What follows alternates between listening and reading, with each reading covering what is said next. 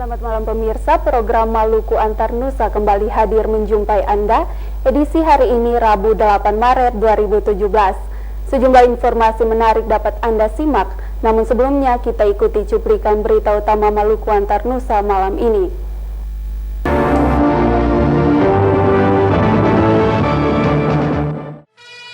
Oknum guru otak pelaku curang motor di Kota Ternate, Maluku Utara. Dinsos Maluku Tengah beri bantuan kadaluarsa bagi pengungsi di Wahai, Seram Utara.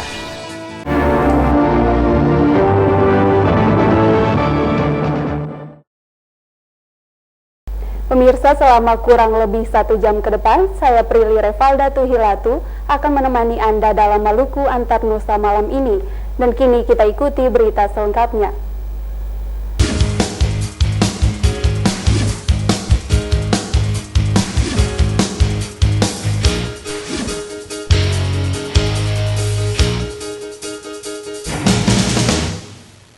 Polisi mengamankan 3 tersangka pelaku curanmor di Kota Ternate, Maluku Utara. Salah seorang di antaranya adalah oknum guru di salah satu SMK di sana.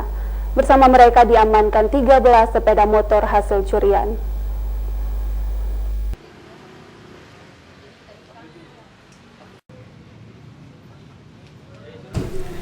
Penangkapan 3 orang tersangka kasus curanmor bermula dari ditangkapnya salah seorang pelaku yang bertugas sebagai eksekutor lapangan.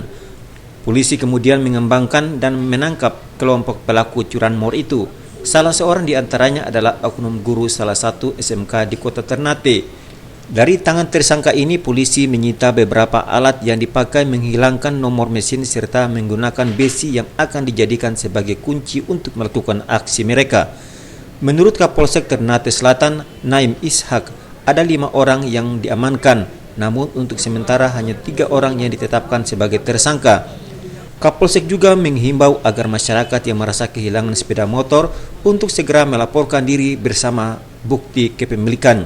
Di informasi yang kami dapat keterangan dari mereka, ini sudah sekitar sebulan, jadi sekitar sebulan ini sebulan mereka melakukan pencurian, tapi di TKP yang kami temukan ini motor-motor ini sudah hampir setahun. Sudah hampir setahun ini motor-motor yang sudah di gudang di bengkel itu sudah setahun. Dan dapatan memang motor ini tidak jelas. Menurut pengakuan para tersangka, mereka baru melakukan aksinya sebulan terakhir ini. Namun menurut polisi, mereka lebih dari setahun melakukan aksi itu. Ini dibuktikan dari kondisi fisik kendaraan-kendaraan yang mereka curi. Sepeda motor itu rencananya akan mereka jual 4 hingga 5 juta rupiah di Halmahera. Saat ini para tersangka ditahan di Mapolsek Ternate. Dari Ternate, Maluku Utara, Rusdi Samsi melaporkan. Pemirsa, akibat ngebut, seorang pengendara menabrak pejalan kaki di kawasan Jalan Sultan Babulah, Ambon, Selasa malam. Akibat tabrakan itu, korban mengalami luka-luka dan langsung dilarikan ke Rumah Sakit Al-Fatah Ambon.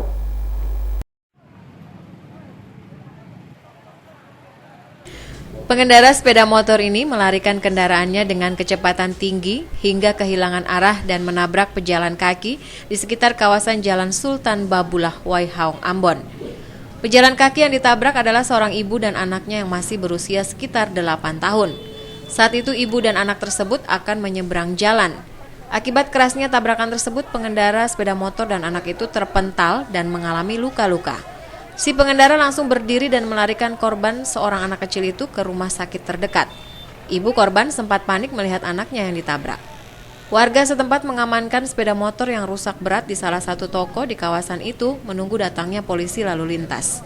Peristiwa ini sempat menjadi tontonan warga yang sementara melintas di jalan tersebut, hingga membuat kemacetan di kawasan itu.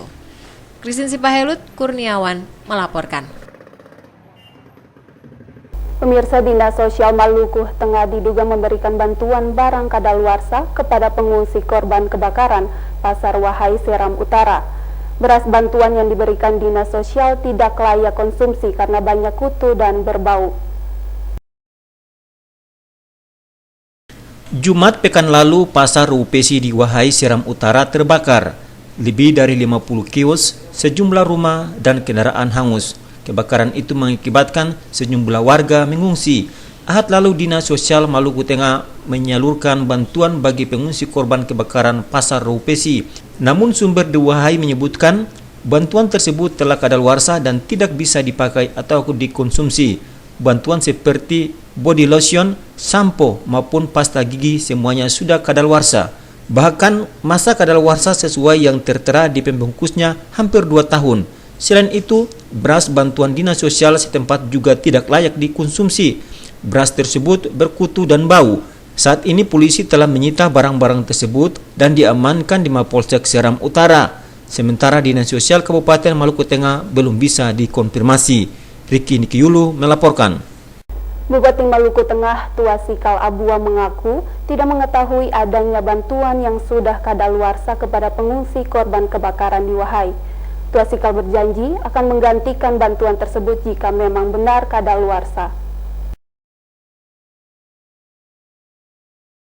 Bupati Maluku Tengah sempat kaget saat ditanya terkait bantuan kadaluarsa yang diterima pengungsi korban kebakaran di Wahai beberapa waktu lalu. Tuasikal Abua menyatakan pihaknya belum menerima laporan terkait dengan bantuan kadaluarsa tersebut.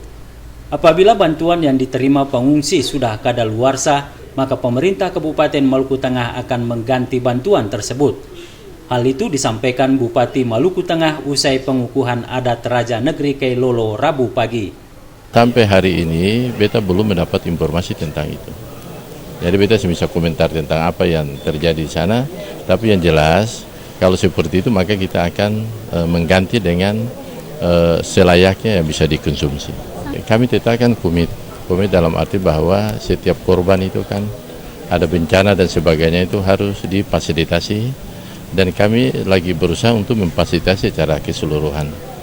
Ada korbannya, lalu tentang pasar yang sudah terbakar itu pun juga kami lagi mengajukan ke kementerian untuk dibangun kembali. Ya.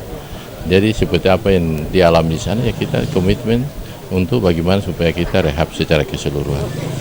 Menurut Abua Tuasikal, pihaknya akan turun ke lokasi untuk memastikan kebenaran berita adanya bantuan yang sudah kadaluarsa kepada korban kebakaran di Wahai. Hal itu dilakukan agar ke depan tidak akan terjadi lagi. Pemerintah Kabupaten Maluku Tengah juga akan segera membangun kembali pasar yang terbakar itu. Frida Raiman Hamzah melaporkan.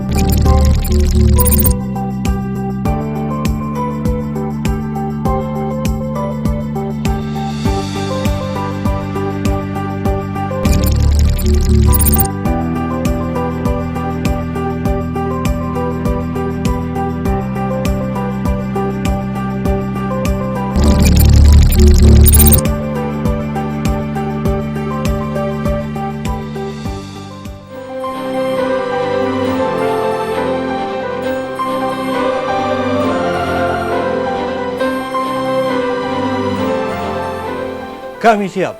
Kami siap. Kami siap. Kami siap. Kami siap. Kami siap. Melalui momentum HUT ke-24 TVRI Maluku, kami tingkatkan pelayanan kepada masyarakat Maluku dengan meningkatkan penyiaran melalui saluran digital 8-10 jam per hari. Siaran digital merupakan pengembangan dari siaran live streaming yang sudah dilakukan sejak Oktober 2016 yang lalu. Live streaming merupakan solusi terbaik untuk memberikan pelayanan kepada masyarakat Maluku yang berada di belahan dunia manapun. Karena dengan kemajuan teknologi informasi sekarang memungkinkan dunia dalam genggaman.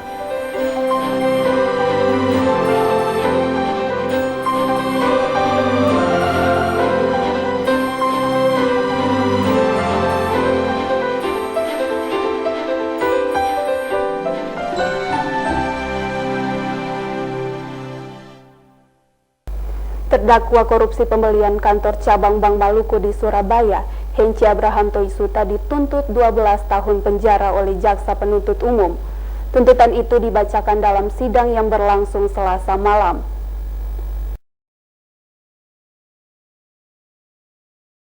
Dalam lanjutan sidang kasus korupsi Bank Maluku, Selasa malam, jaksa penuntut umum menuntut terdakwa Hengki Abraham Toisuta dengan hukuman 12 tahun penjara dan denda sebesar 3 miliar rupiah, subsidiar 7 bulan penjara. Selain itu, terdakwa wajib membayar uang pengganti sebesar 7,2 miliar rupiah. Apabila tidak mencukupi, seluruh harta benda terdakwa disita dan dilelang untuk menutupinya. Jaksa penuntut umum menyatakan terdakwa secara sah dan meyakinkan melakukan tindak pidana korupsi pembelian tanah dan gedung Bank Maluku di Surabaya dengan kerugian negara 7,4 miliar rupiah. Selain menuntut Hengki Abraham Toisuta, jaksa penuntut umum juga menuntut terdakwa Petro Tentua dengan hukuman penjara 8 tahun 6 bulan penjara dan denda 700 juta rupiah. JPU menyatakan terdakwa Petro Tentua bersama Idris Rolobesi dan Hengki Toisuta melakukan tindak pidana korupsi. JPU menyebutkan tanah dan gedung Bank Maluku saat itu masih diagungkan di Bank BCA. Namun terdakwa Petro Tentua selaku Kepala Renstra dan Korsak mengusulkan untuk melakukan pembelian. Selain itu juga terdakwa membuat surat permohonan persetujuan ke direksi menyangkut pengadaan tanah dan gedung Bank Maluku di Surabaya sebesar 54 miliar rupiah. Karenanya dilakukan RUPS terbatas yang ditandatangani oleh Gubernur Maluku Said Assagaf sebagai pemegang saham pengendali dan Risak Lohana Pesi yang saat itu sebagai wali kota Ambon. Jaksa menyatakan tidak ada alasan pemaaf kepada terdakwa karena tidak mendukung program pemberantasan tindak pidana korupsi. Sidang akan dilanjutkan pekan depan dengan agenda pembelaan dari terdakwa. Pani Letahiit melaporkan. Balai Pengawas Obat dan Makanan Ambon hari ini menggelar pengawasan terhadap permen DOT yang diduga mengandung zat aditif narkotika. Badan POM meminta setiap balai di daerah menelusuri produsen maupun pabrik yang menghasilkan permen tersebut. Disebut-sebut permen itu berasal dari Cina. Kasus permen berbentuk DOT yang diperkirakan mengandung zat adiktif narkotika di Surabaya beberapa waktu lalu sempat menjadi viral di media sosial. Kasus ini kemudian ditindaklanjuti Balai POM Pusat dengan menyerukan jajarannya di setiap daerah untuk menelusuri permen yang diduga mengandung zat adiktif narkotika itu. Hari ini, Balai POM Ambon melakukan pengawasan terhadap sejumlah toko dan distributor guna menelusuri permen tersebut. Beberapa sampel permen diambil untuk diuji pada laboratorium Balai POM. Permen tersebut berbentuk bubuk berwarna merah yang dibungkus dalam kemasan menyerupai DOT bayi. Staf Balai POM Ambon, Matias Naintokanola, menyatakan belakangan ini banyak jajanan maupun permen yang aneh bentuknya dijual secara bebas. Permen ini memang ada isu di Jawa bahwa permen ini bentuknya kayak DOT, kemasannya kayak DOT bayi. Nah itu isunya tuh mengandung narkoba, tetapi belum bisa dibuktikan karena masih dalam pengujian.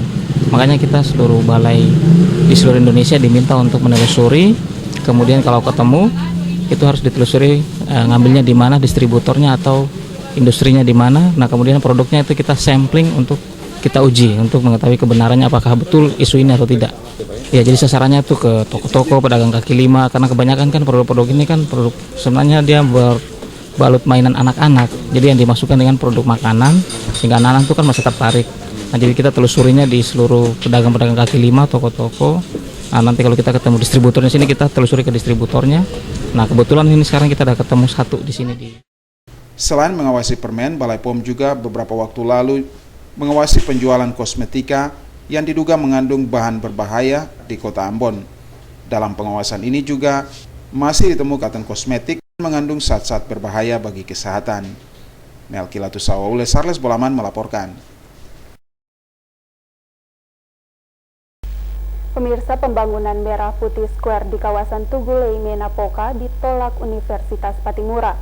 Dalam tata ruang pemerintah Kota Ambon, areal tersebut telah ditetapkan sebagai kawasan pendidikan, bukan kawasan perdagangan.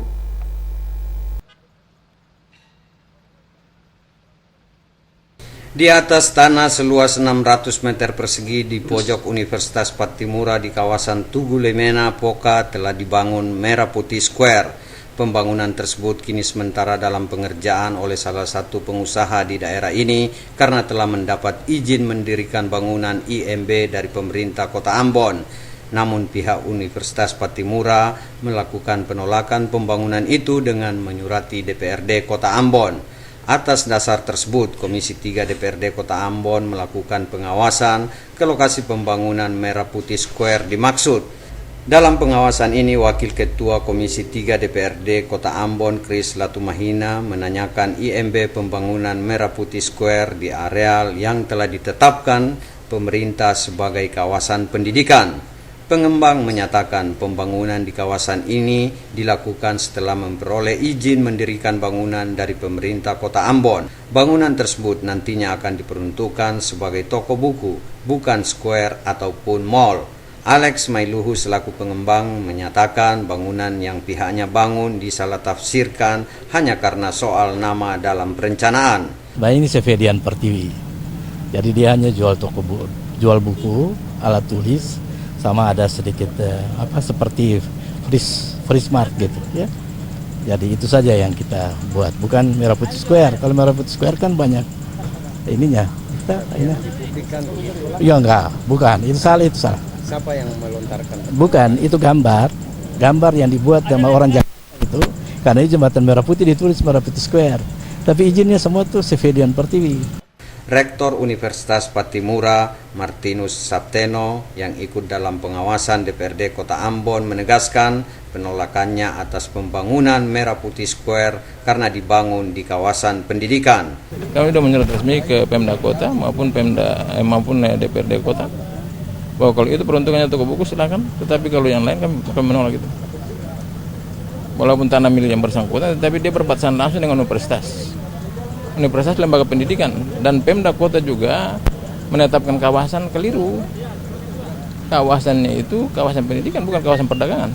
Komisi 3 DPRD Kota Ambon akan memediasi pihak Unpati dan pengembang untuk mencari jalan keluar pembangunan Merah Putih Square. Dan di hari ini komisi sudah on the spot di lapangan langsung melihat situasi di sini dengan Pak Rektor, dengan owner, dengan pemilik tanah. Nanti kita bicarakan secara historikal soal tanah, soal apa yang menjadi komplain dari Unpati, termasuk keinginan owner membangun. Karena owner ini kan tiap tahun bayar PBB, pajak bumi bangunan. Mereka pengen berinvestasi, dan karena itu DPRD bukan lembaga pemutus. Kita akan cari win-win solution bersama-sama dengan Unpati, dengan Pemda Kota Ambon, sehingga apa yang diputuskan nanti ini benar-benar punya perspektif lah begitu.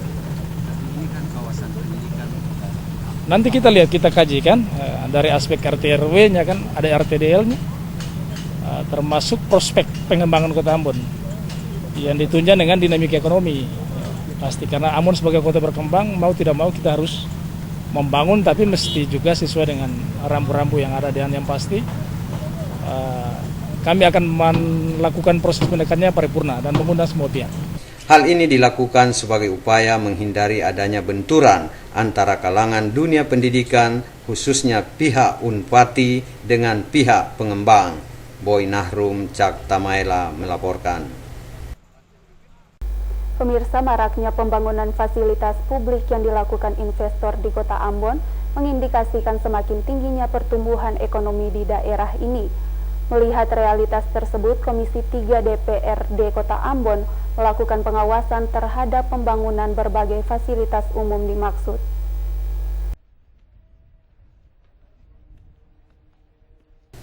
Berbagai fasilitas publik yang dibangun investor harus disesuaikan dengan perencanaan dan tata ruang pemerintah Kota Ambon. Untuk melihat kesesuaian pembangunan fasilitas publik tersebut dengan perencanaan dan tata ruang, Komisi 3 DPRD Kota Ambon melakukan pengawasan terhadap berbagai fasilitas publik yang dibangun para investor. Salah satunya Rumah Sakit Internasional Siloam dan Ambon Entertainment Center berupa hotel dan mall. Di lokasi pembangunan Rumah Sakit Internasional Siloam di kawasan Tantui, Komisi 3 DPRD Kota Ambon mempertanyakan dampak kerusakan lingkungan yang ditimbulkan dari pembangunan di sepanjang tepi pantai. Wakil Ketua Komisi 3 DPRD Kota Ambon, Kris Latumahina, menyatakan pihaknya khawatir dampak kerusakan lingkungan yang dapat ditimbulkan seperti abrasi dan limbah B3 atau bahan beracun berbahaya. Kami berharap bahwa bangunan ini sendiri dia punya dampak yang positif bagi masyarakat Kota Ambon, masyarakat Maluku, karena masyarakat Maluku sangat membutuhkan kehadiran Rumah Sakit Siloam yang punya pelayanan bertaraf nasional dan internasional supaya masyarakat juga dapat melayani dengan baik. Kami berharap juga bahwa pembangunan rumah sakit ini juga melayani masyarakat kecil, yaitu yang menggunakan kartu BPJS. Ternyata ruang untuk itu cukup yang oleh pihak manajemen, kami apresiasi itu, tetapi juga punya dampak terhadap penyerapan tenaga kerja di Kota Ambon. Nah, kami berharap, kami mendorong secara bahwa pembangunan ini biar cepat selesai dan dapat dimanfaatkan oleh masyarakat Kota Ambon. Lani, manajer pembangunan Rumah Sakit Internasional Siloam, menyatakan semua perizinan yang dipersyaratkan telah dipenuhi pihaknya termasuk dalam pengelolaan limbah B3. Progres pembangunan Rumah Sakit Internasional Siloam kini telah mencapai 90%, sementara finishingnya sudah mencapai 30% dan diestimasikan rampung akhir tahun ini.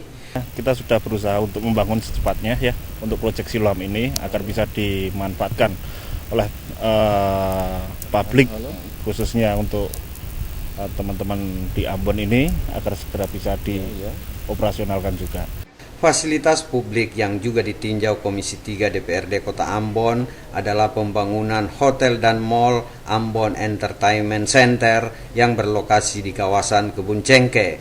Di lokasi pembangunan hotel dan mall berlantai 12 ini, Komisi 3 DPRD Kota Ambon berdialog dengan pengawas tentang izin AMDAL lalu lintas dan instalasi pengelolaan air limbah atau IPAL. Untuk AMDAL Lalin, pihak Ambon Entertainment Center menjelaskan manajemen traffic untuk mengatasi kemacetan bila hotel dan mall ini telah berfungsi. Boy Nahrum Cak Tamaela melaporkan. Pemirsa, warga Dusun Fatsina, Desa Kamanglale, Kecamatan Namrole, meminta pemerintah Kabupaten Buru Selatan memenuhi sejumlah fasilitas untuk menunjang kehidupan mereka. Fasilitas yang dibutuhkan adalah jalan, listrik, dan air bersih.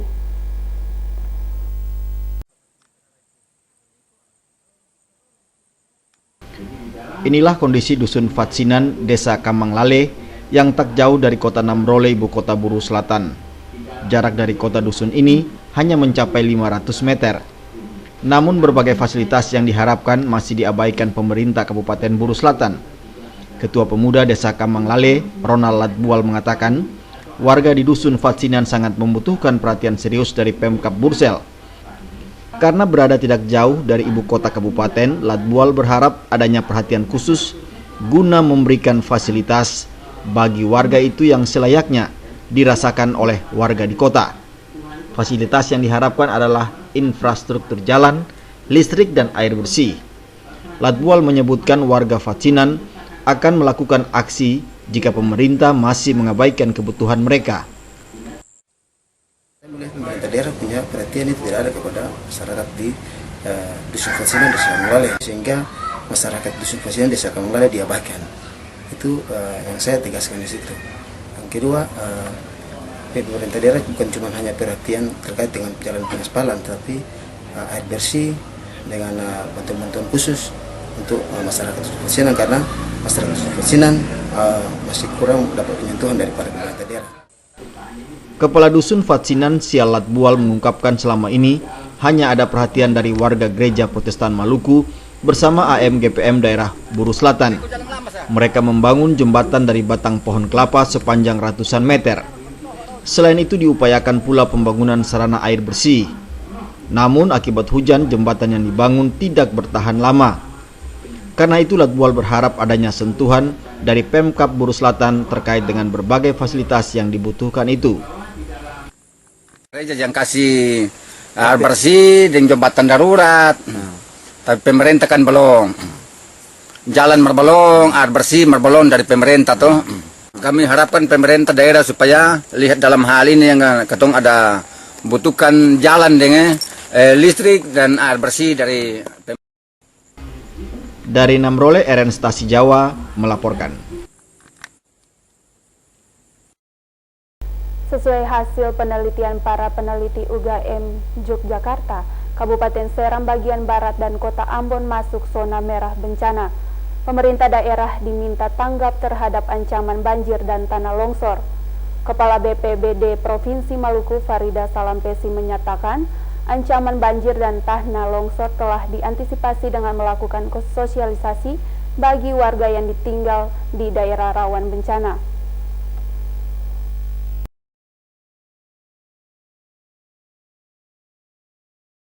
Hasil penelitian dari Universitas Gadjah Mada Yogyakarta, Kabupaten Seram bagian Barat dan Kota Ambon masuk dalam zona merah bencana. Pemahaman bagi masyarakat yang tinggal di lereng-lereng gunung dan bantaran sungai harus mendapat prioritas dari pemerintah daerah. Wakil Rektor UGM Bidang Penelitian dan Pengabdian Masyarakat, Profesor Suratman mengakui Maluku merupakan daerah rawan bencana di Indonesia. Maluku berada di daerah pertemuan 3 lempeng India, Australia, dan Eurasia. 3 lempengan itu sangat berpengaruh terhadap gempa bumi di Maluku. Selain itu, Maluku merupakan daerah dengan ancaman banjir dan tanah longsor yang cukup tinggi. Hal itu diakibatkan topografi curah hujan yang tinggi. Olehnya itu, Suratman meminta pemerintah daerah harus tanggap terhadap mitigasi bencana dengan membangun pos pemantau di setiap daerah, utamanya daerah rawan bencana. Ya, jadi kebencanaan ini di Maluku saya kira mestinya tidak terbatas pada banjir dan longsor, tapi juga perlu diantisipasi bencana-bencana yang lain. Jadi dampak dari riset ini untuk melihat bencana-bencana di jenis bencana di daerah dengan mungkin ada gempa bumi, ada prediksi tsunami dan sebagainya, atau gelombang pasang ya, akibat climate change, pemanasan global dan sebagainya. Kepala BPBD Provinsi Maluku Farida Salampesi mengatakan pihaknya kerap melakukan sosialisasi untuk mengantisipasi bencana alam di Maluku. 3 daerah di Kecamatan Hua Mual, Seram bagian Barat merupakan daerah yang rawan tanah longsor, seperti hal yang terjadi tahun 2012 lalu. Salampesi berharap melalui penguatan kelembagaan mampu mengantisipasi bencana di daerah tersebut. Kambelu, Dusun Talaga, dan Dusun Nasiri. Nah, 3 dusun ini memang rentan sekali terhadap bencana banjir dan tanah longsor. Karena pernah kejadian tahun 2012 itu kan ada banjir bandang yang di Dusun Nasiri dan di dusun-dusun lainnya. Nah, penguatan kelembagaan sebagaimana yang disampaikan oleh Pak Wakil Rektor dari UGM Pak Ratman tadi memang benar, penguatan itu lebih banyak harus kepada masyarakat karena memang kita. Selain di Kabupaten Seram bagian Barat, BPBD juga telah memantau daerah-daerah rawan bencana di Maluku. Petugas bencana juga terus disiapkan apabila terjadi musibah bencana alam. Pani Letahit melaporkan. Pemirsa, Sekretaris Kota Ambon Age Latuheru menyebutkan Aset berupa lahan milik pemerintah Kota Ambon di Nania yang saat ini didiami masyarakat dapat diubah statusnya menjadi hak milik. Hal itu bisa dilakukan atas persetujuan pemerintah Kota Ambon dan DPRD.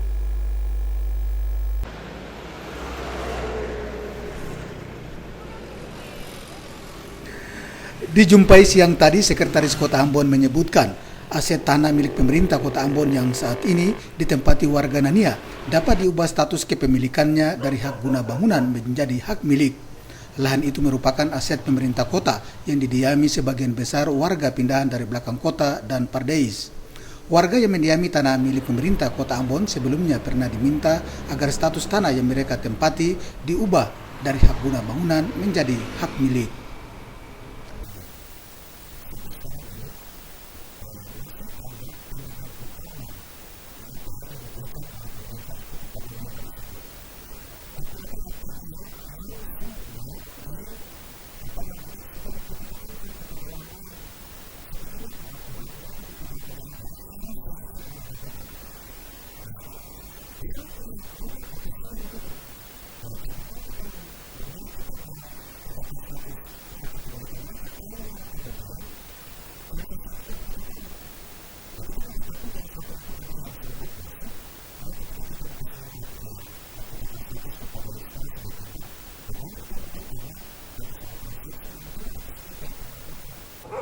Abu Sabawa, Unga melaporkan.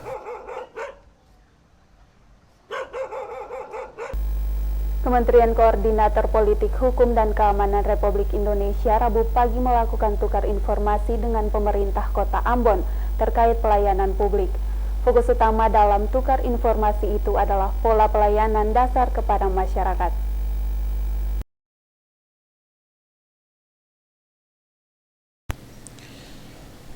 Pelayanan publik secara maksimal dan terintegrasi kepada masyarakat menjadi harapan semua pihak. Sejalan dengan hal itu, Kementerian Politik Hukum dan Keamanan bersama pemerintah Kota Ambon melakukan tukar informasi untuk menjadi bahan masukan ke pemerintah pusat. Isu penting yang mengemuka dalam pertemuan tersebut adalah masalah pelayanan publik.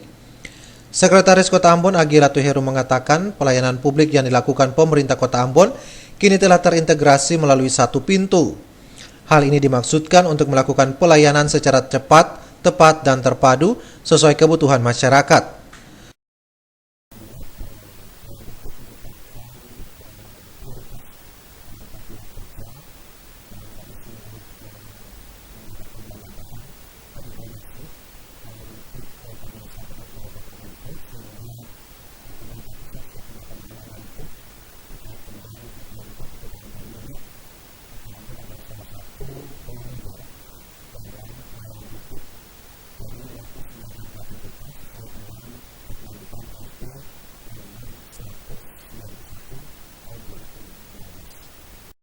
Ratu Heru menyebutkan peningkatan pelayanan publik kepada masyarakat difokuskan pada pelayanan dasar, diantaranya urusan perizinan, layanan kesehatan, perekaman EKTP, dan akta kelahiran. Abu Sabawa, Unga melaporkan. Pasar tradisional di Desa Waiheru menjadi kebutuhan bagi warga untuk meningkatkan perekonomian mereka. Pemerintah Desa Waiheru berharap bangunan pasar yang sedang dikerjakan rampung tahun ini.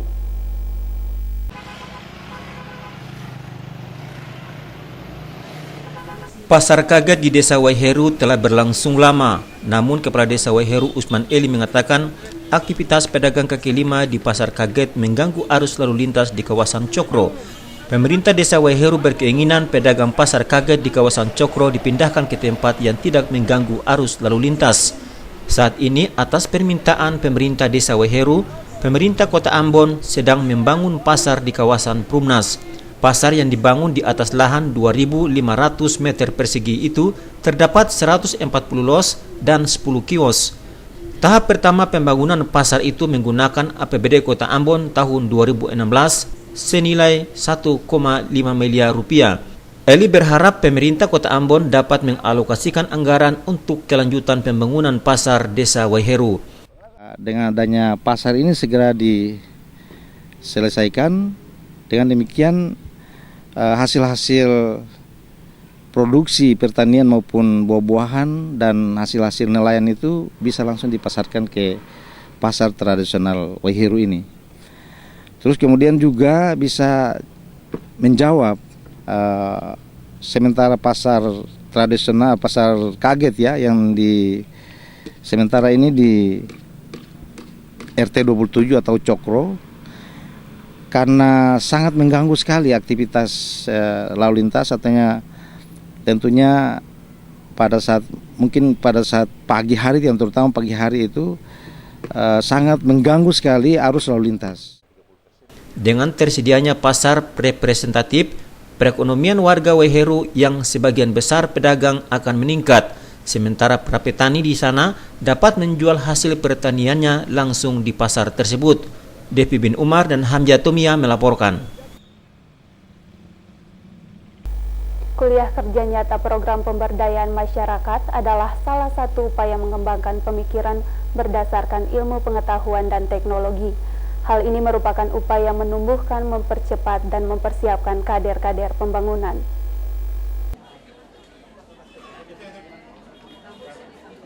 Dalam upaya menumbuhkan, mempercepat, dan mempersiapkan kader-kader pembangunan Universitas Darussalam Ambon tahun ini melepaskan 612 mahasiswa kuliah kerja nyata program pemberdayaan masyarakat KKN PPM.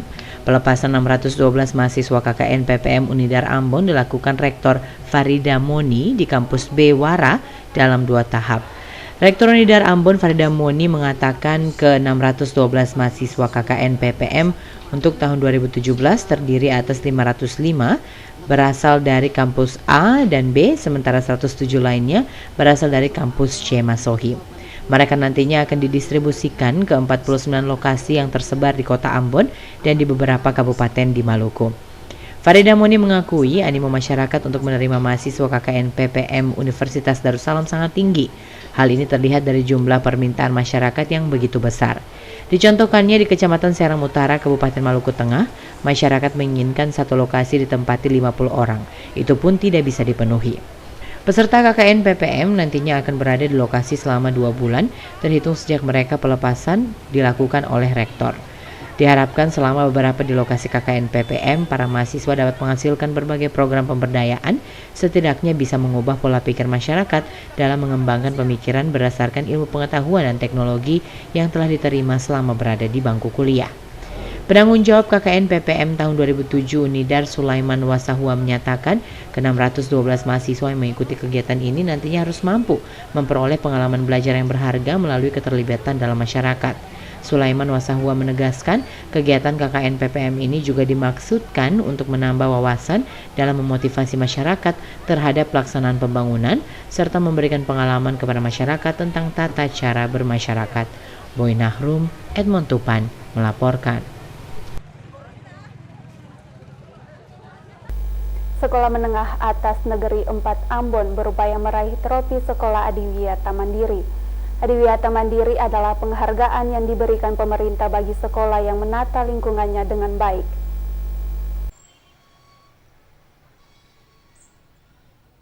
Sejak 2 tahun lalu, SMA Negeri 4 Ambon meraih Adiwiyata Nasional setelah meraih Adiwiyata Kota Ambon dan Provinsi Maluku. Untuk meraih Adiwiyata Mandiri saat ini, sekolah itu telah membenahi berbagai sektor dan program, di antaranya menciptakan lingkungan yang bersih dan tertata rapi, serta meningkatkan visi misi sekolah. Kepala SMA Negeri 4 Ambon, Nyonya H. Haurisa El mengatakan, untuk mendukung program Adiwiyata Mandiri, pihaknya membutuhkan partisipasi semua pihak. Adiwiyata merupakan salah satu penghargaan lingkungan hidup yang bertujuan mewujudkan warga sekolah yang bertanggung jawab dalam upaya perlindungan dan pengelolaan lingkungan hidup melalui tata sekolah yang baik untuk mendukung pembangunan berkelanjutan. Sekolah penerima Adiwiyata dipandang mampu mendidik siswa dan warga sekolah lainnya menjadi pribadi yang bertanggung jawab dalam upaya perlindungan dan pengelolaan lingkungan hidup melalui tata kelola yang baik. Dengannya sekolah-sekolah penerima trofi Adiwiyata diharapkan tampil sebagai ujung tombak dalam menanamkan cinta dan tanggung jawab terhadap kelestarian lingkungan hidup bersih, terutama terhadap siswa maupun guru.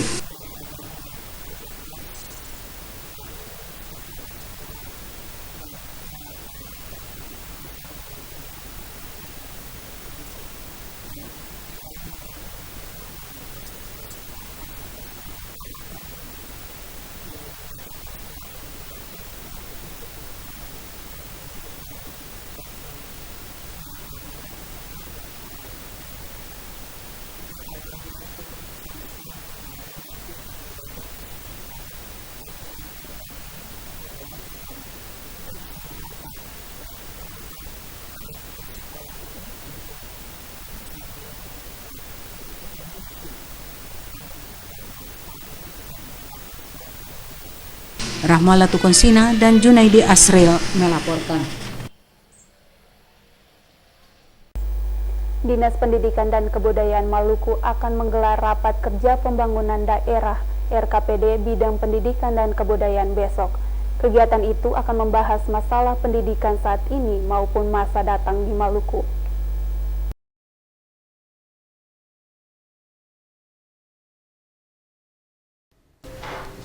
Capaian pendidikan di Maluku akan dibahas dalam Rencana Kerja Pembangunan Daerah RKPD Dinas Pendidikan dan Kebudayaan Maluku besok.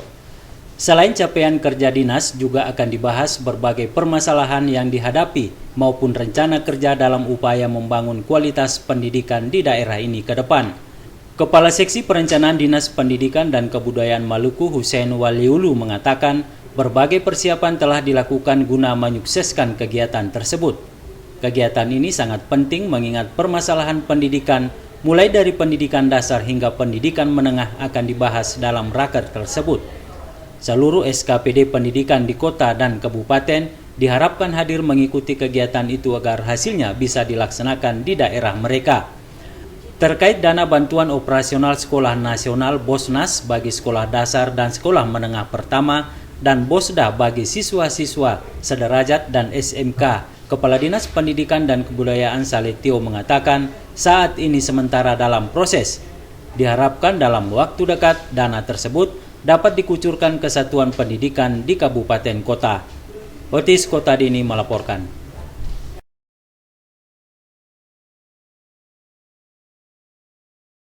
Pemirsa, wilayah Maluku memiliki rentang kendali yang bervariasi sebagai dampak dari situasi geografis yang berkepulauan. Minimnya aksesibilitas untuk membuka keterisolasian membuat Maluku menjadi salah satu provinsi termiskin.